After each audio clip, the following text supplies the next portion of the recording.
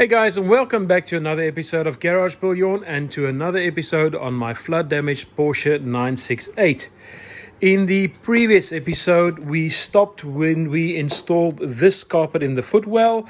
If you missed that episode, I'll put a link for you up above so you can catch up. But in this episode, we are going to continue working in the passenger side footwell, and that means that these relays need to be replaced. I went and picked up replacement relays because I don't know if they are okay. This was underwater, so even though they look nice and clean, I don't trust them, so I'm going to replace them. I'm also going to be installing the computers back here. So this is the alarm module, the DME, and also the airbag module that sits on this side. So all of those will be going back in. Once that is done, we can install this carpet, that little piece there, and then we'll probably try and get this done, that done, and even this rear carpet section as well. So sit back and relax, and let's start working.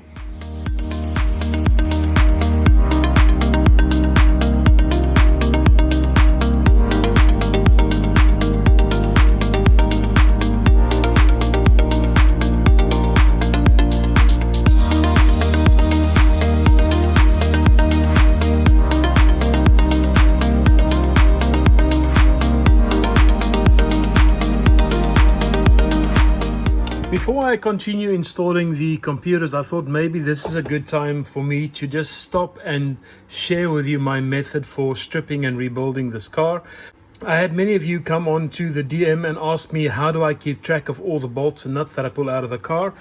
And it's very simple. I went and bought these little boxes from the Action, which is a cheap shopping chain that we have here in the Netherlands and I think some other countries in Europe.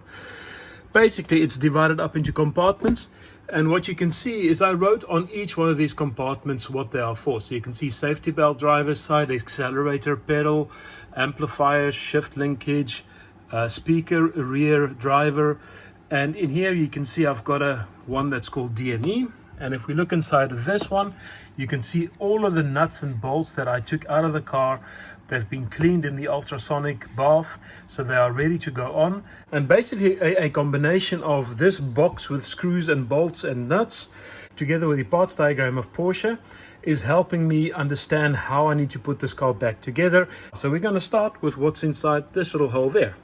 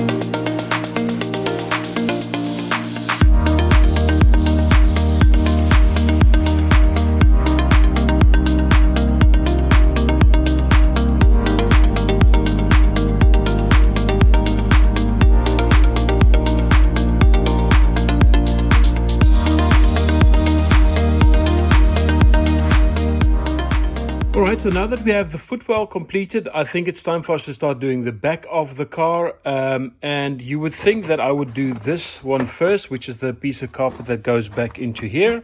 But that's not right, because that one has to go in second. We have to do the carpet that sits in this area first, because there's a bit of an overlap, and that is this guy. So we'll be gluing this in its place, then this, and then the carpet that goes over the rear of the passenger section. So let's get gluing.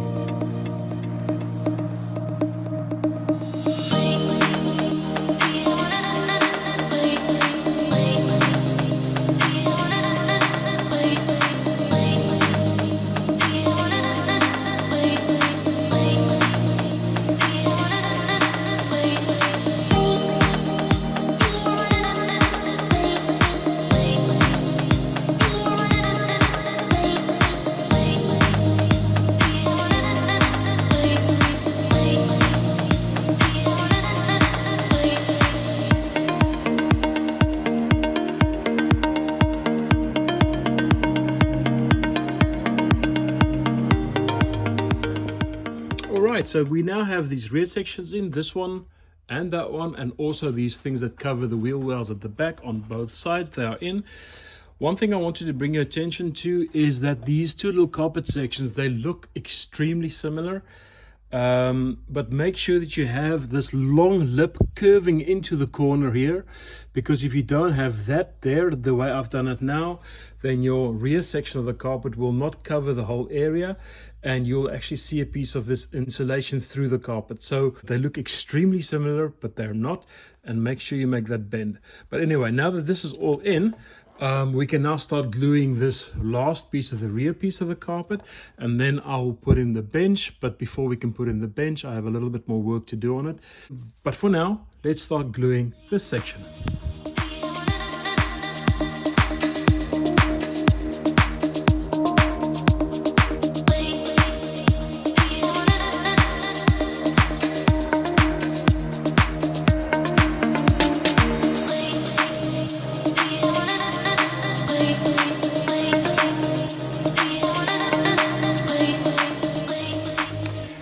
Alright, I almost made a big mistake, and that was continuing to glue the carpet down. I've only glued this piece down, which is now nice and snug in its spot. The piece I'm glad I didn't glue is the piece that goes over the tunnel, because the rear seat has a vinyl lip that needs to sit underneath this carpet. So before I can put this carpet in, I need to get this rear seat in. So that means I need to do some work on it. So let me take you along and show you what needs to happen there. All right, so this is the bottom of the rear seat, and I'll show you the problem. The problem is that all of these staples that goes all around the seat have all rusted. Most of them are still in reasonable shape, but a lot of them has actually disintegrated to the point that they're no longer holding the vinyl to the backing. So what I'm going to be doing now is to basically remove all of them and staple new ones in, so that we can be sure that this seat is almost as good as it was when it left the factory.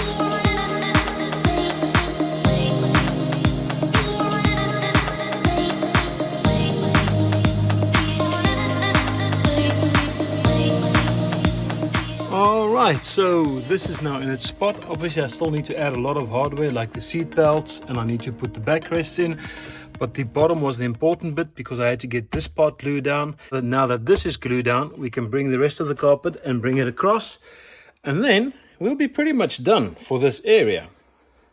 So let's get gluing again.